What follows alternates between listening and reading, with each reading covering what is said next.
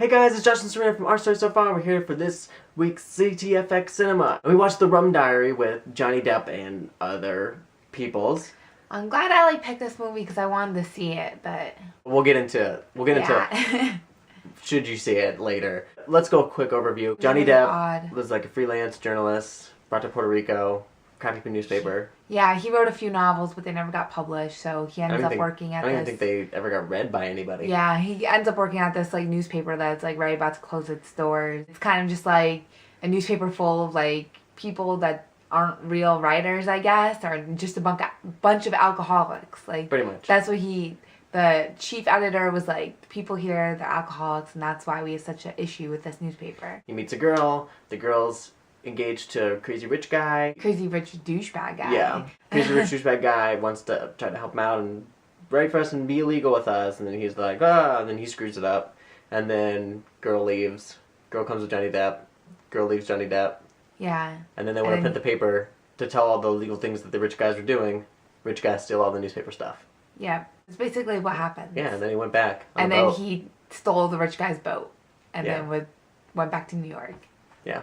It was that was it. Besides him drinking and getting into these weird things, they went to this carnival and just him drinking and he had a little bit of shenanigans, but that was really the story. It was very all over the place. Yeah. I didn't really get what the point of the whole movie was. The movie does start off with Johnny Depp having probably the worst hangover known to man. I mean, the man chooses aspirin. Yeah, that was pretty good. That was I don't even think I could be that hungover to chew aspirin. I'd be like, that would make me even more sick. When we first saw the movie, we were like, The Rum Diary, how fun, ha ha ha. So I went and got my own bottle of rum, and I said, I'll take a shot every time Johnny Depp takes a shot.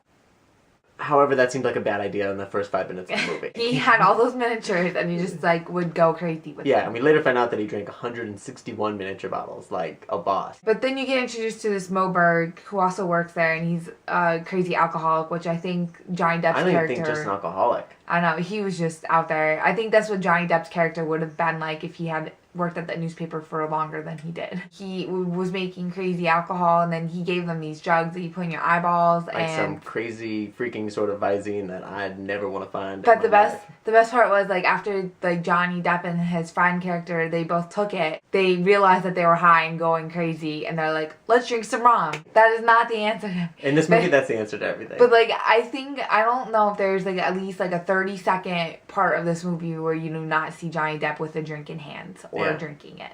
I wonder if that was real rum they were drinking. I wonder if they were just wasted all the time on set. I think all of them would have had alcohol poisoning. Yeah, if it was true. Real. That's very true. A giant part of the movie centered a lot around cockfighting, which was kind of weird. But it was newspaper story, girl story, cockfighting.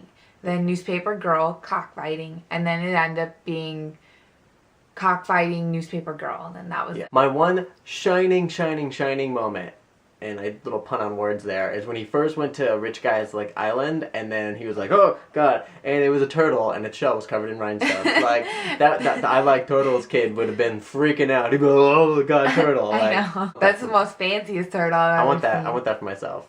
I felt like I watched a lot of things, but nothing really happened at the end. I think if they just focused on one thing, it would have been a good movie, but it was just, I don't know. It was a little too scattered for me. Yeah. So my rating, we're going 4. I'll go 4 out of 10 on my rating. I'd give it a 3. A 3? We're on the same page. Yeah. But definitely, if you'd like to, I would say it's worth checking out, and just if you have nothing else to watch on Netflix, It's might as on well check it out. TV or something. It'll never be on TV. No, probably not. We'll see you guys next time for CTFxCinema. Bye. Bye.